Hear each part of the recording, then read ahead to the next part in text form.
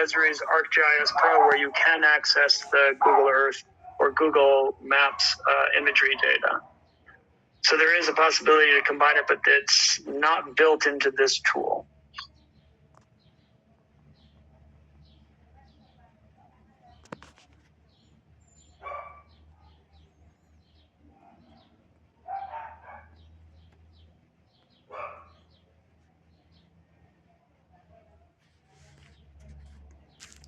¿Tenemos colaboración entre naciones?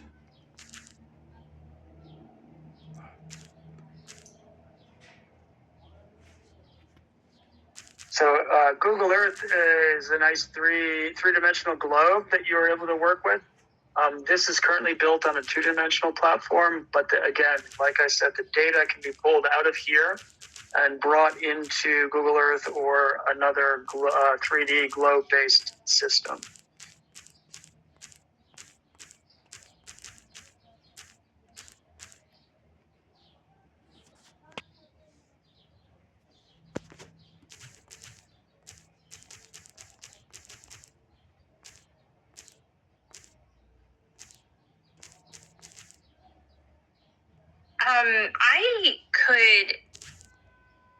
I could just jump in to say to that question about collaboration. The National Geographic Society, we support what are called National Geographic Explorers. So they're essentially the Society's grantees who work in conservation, education, storytelling, and many of them are from and or working in Mexico. One example of someone who comes to mind is Enrique Lomez. He has a really interesting rainwater harvesting project. So, someone like him who is doing conservation work on the ground may use a tool like this to get insight, to get a picture of trends, and then, actually talk to people on the ground to understand what's happening. Does that, I'll also let Alex jump in as well. I think for National Geographic, that is the way we do a lot of our work, is through funding of individuals in lots of different places around the world. So we have people in the U.S., people in Mexico. Sometimes we are able to facilitate collaboration between different researchers and storytellers. I'm trying to think if we have one specifically on the borderlands that might combine U.S. and Mexico. I think we have in the past. I'd have to take a look. But we certainly have folks looking at the Colorado River, which is a transboundary river. I don't know if we have anybody who's doing Rio Grande, Rio Bravo, but those are the ways that we work on that.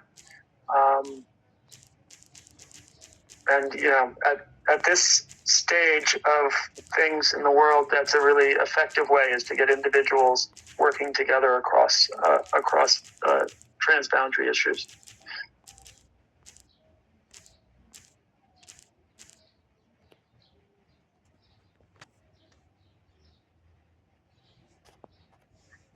So that's one of the unique features of our map, is that, yes, it's available for looking at water balance and water issues anywhere in the world. So we can take a quick look. I demoed in the session the other week, I demoed taking a look at Turkey. But of course, we can look at, and let's show our water provinces. And we're looking at agricultural withdrawal. You can see you've got the United States, some very large withdrawals, but let's reset that. So we're looking at the provinces in the current map view. We can see that water withdrawal is very, very significant in parts of India and China. So we can take a look at anywhere in the world and, again, zoom in, take a look at. So we know that there's a lot of agricultural withdrawal. So we can then take a look, does that produce a large gap in those areas. And you can see that for much of China and India, the agricultural withdrawal is contributing a lot to the water gap. So those match up. And again, you can zoom into, let's take a look at Hong Kong, Guangzhou area. And then we can take a look at the regional watersheds and get a more localized picture. And we can see some areas, agriculture and domestic are both very important. As you might imagine, the area around Shenzhen and Hong Kong, it's industrial, domestic, and irrigation for agriculture. And we can take a zoom in on just that province and see the historic trends. Again, do a comparison between 1980 and 2019. It's an increase, sort of a point-to-point increase of 9%, again with the variability. And we can also take a look at, let's take a look at a fossil-powered future. And then we're looking at, a bump up in the prediction of what's going to happen to the water gap. So those are the tools we have available in this map. The Insights version is, we can take a look at a lot of different areas around the world.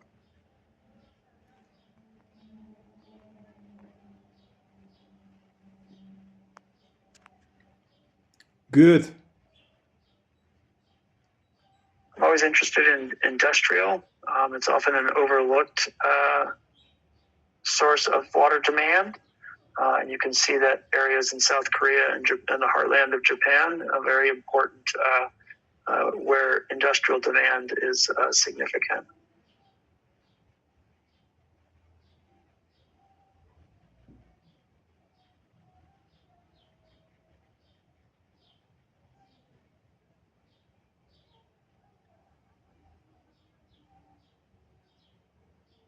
Let's actually select Japan itself and then look at some of the water provinces within Japan.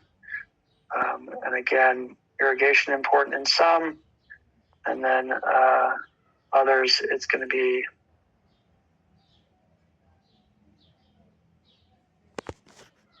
more tied to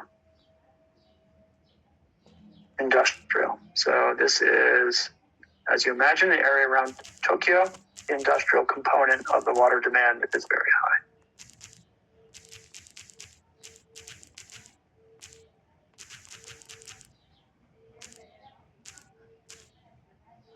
All right, I'm checking back in on the chat.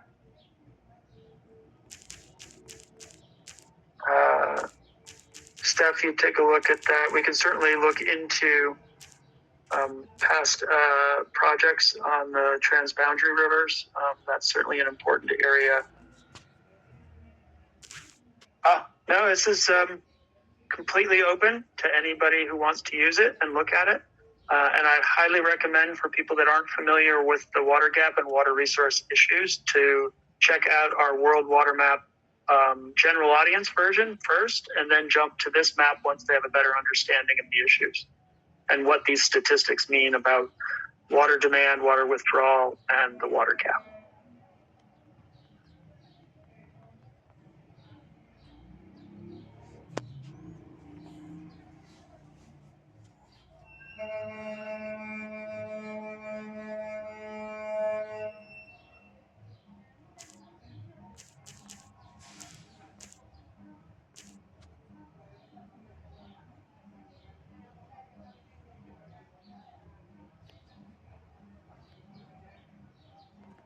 I like that, Steph. We can call it World Water Map Intro and World Water Map Insights.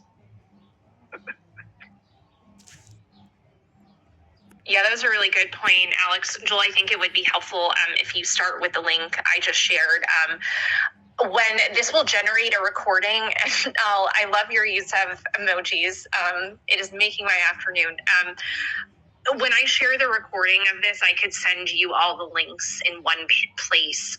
We essentially have 3 versions of this map. That introductory version that gives you that basic understanding. We have a version that's more designed for teachers and learners to go a little bit more detailed, and this is the most advanced. So I'll share that with you all in one place. But there are different maps to meet your learning needs.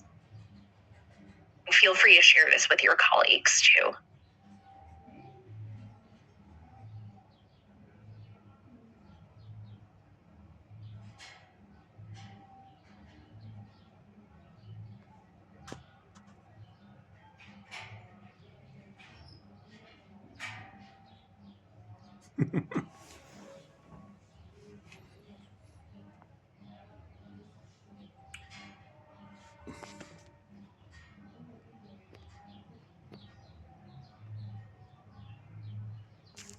Did you have another question? I apologize if that confused.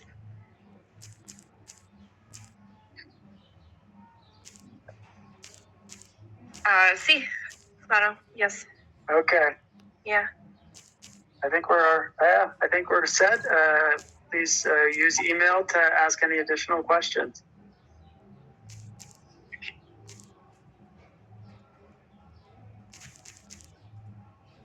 All right. Thank you very much, Joel. It's been good being able to share this with you.